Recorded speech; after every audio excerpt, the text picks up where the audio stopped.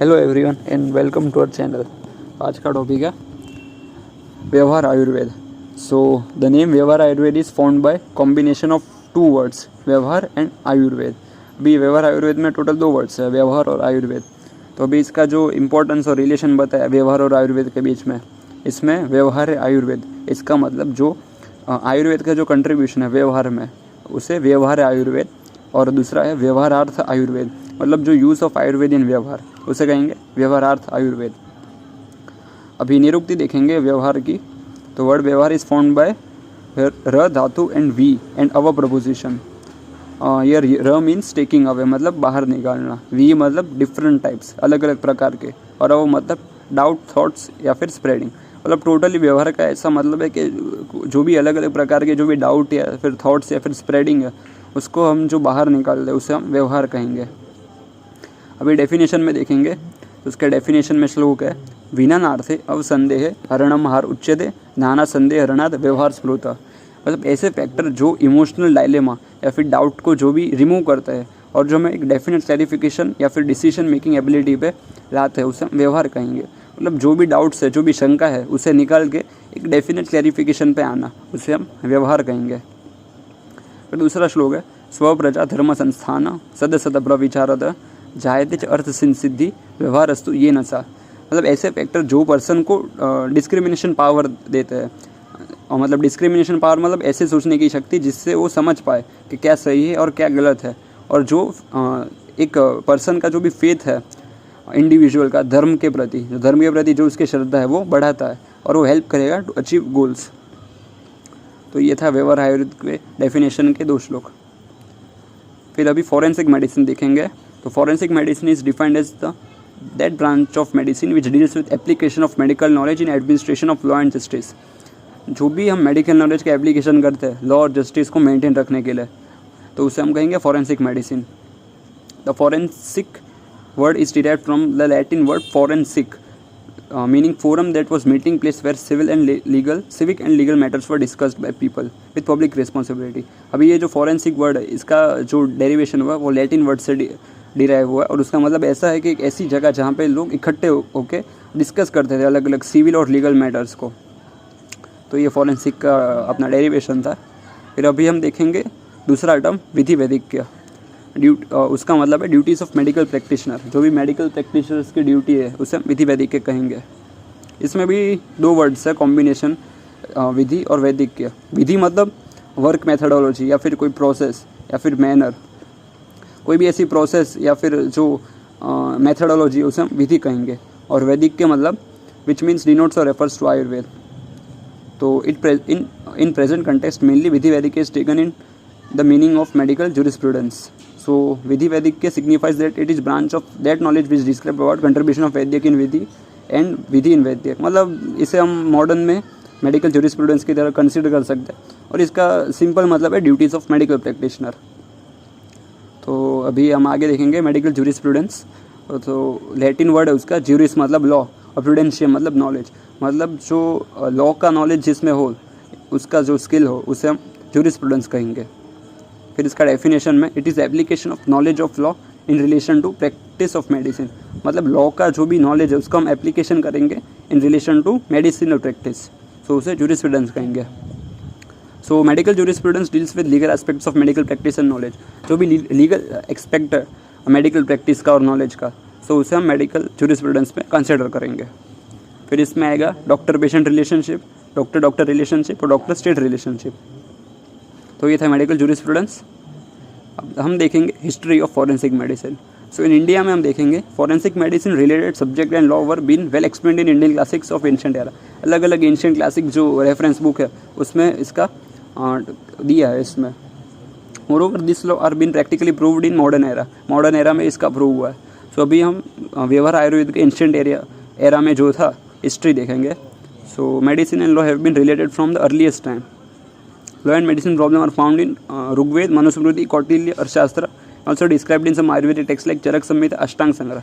सो अभी हम ancient era में हम टोटल देखेंगे। सो इसमें चार टाइप्स में इसका जो है इसका वर्णन किया है। सबसे पहले फर्स्ट वेद में ऋग्वेद, फिर मनुस्मृति में, फिर कौटिल्य शास्त्र में और संहिता में, चरक संहिता, सुश्रुत संहिता और अष्टांग संग्रह में। सो हम फर्स्ट देखेंगे अकॉर्डिंग टू वेद। सो वेद में, अथर्ववेद में स्पेशली इसमें दिया है कि details about how to cure wounds, poison and snake bites, कि कैसे वाउंड्स मतलब कोई भी घाव है उसको ठीक करना, पॉइजनिंग को ठीक करना, स्नेक बाइट्स को ठीक करना। सो वेद में उसका रेफरेंस दिया है। और फिर Rudra and Varun have implemented the law and order का भी इम्प्लीमेंटेशन का दिया हुआ है वेद में, स्पेशली अथर्ववेद में। फिर सेकंड हम देखेंगे according to Manusmriti. So Manusmriti he was the first and foremost traditional king who give discipline law to the country. वो पहला ऐसा राजा था जिन्होंने अपने कंट्री में स्पेसिफिक लॉ रखे थे।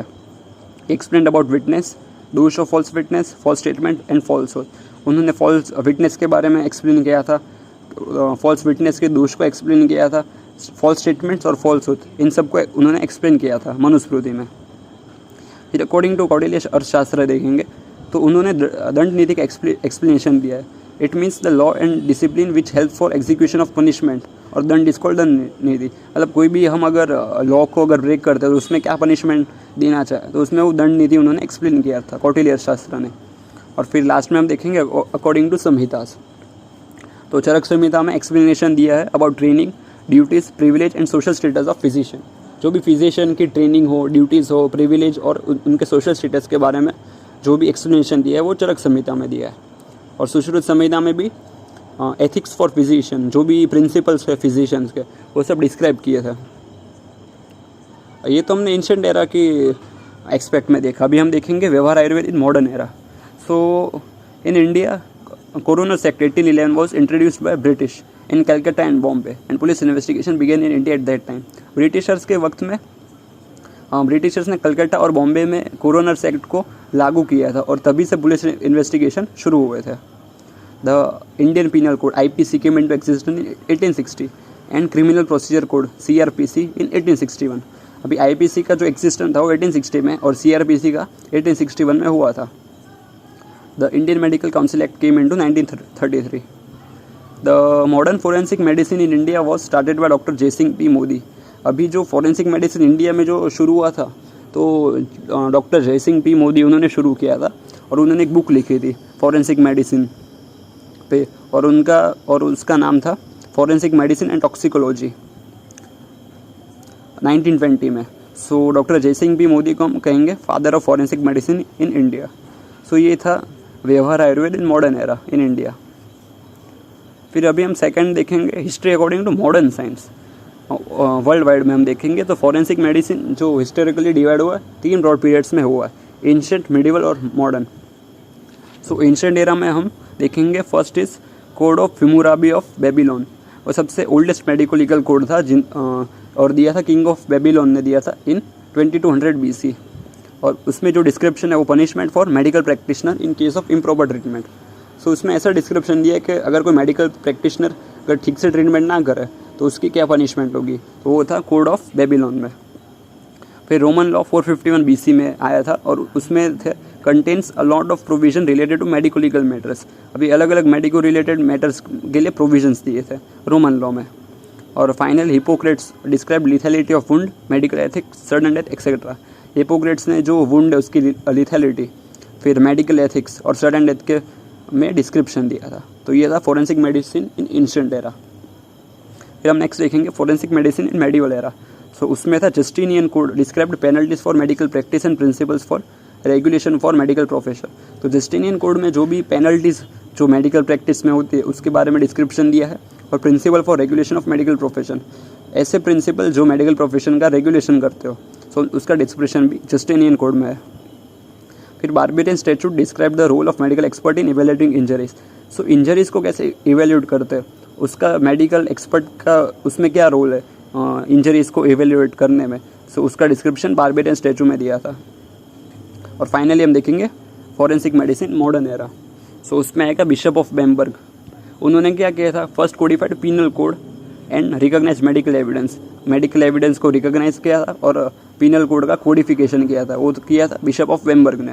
और फिर Caroline code recognise essentiality of medical testimony in case of death following murder, suicide, assault, poisoning, abortion. फिर कैरोलिन कोड में ऐसा है कि उन्होंने जो मेडिकल टेस्टिमोनी है उसका जो इम्पोर्टेंस दिया था, अगर जब भी डेथ हो जिसमें मर्डर, सुसाइड और असॉल्ट, पॉइजनिंग, एबॉर्शन इन सब रीजन से हो, तो उसमें जो मेडिकल टेस्टिमोनी का जो प्रेजेंस का जो इम्पोर्टेंस है वो कैरोलिन कोड में दिया था। और फाइनली मॉडर्न एरा में towards end of 16th century various places में मेडिको लीगल ऑटोप्सीज शुरू हुई थी 16th सेंचुरी में। और फोरेंसिक मेडिसिन पर फर्स्ट बुक रिटन हुई थी फॉर्चुनेट फिडल, एक इटालियन फिजिशियन थे, उन्होंने फर्स्ट बुक लिखी थी इन 1602। सो ये था फोरेंसिक मेडिसिन का development in modern era. So this completes our first topic in व्यवहार Ayurveda. Hope you enjoyed the video. Thanks for watching.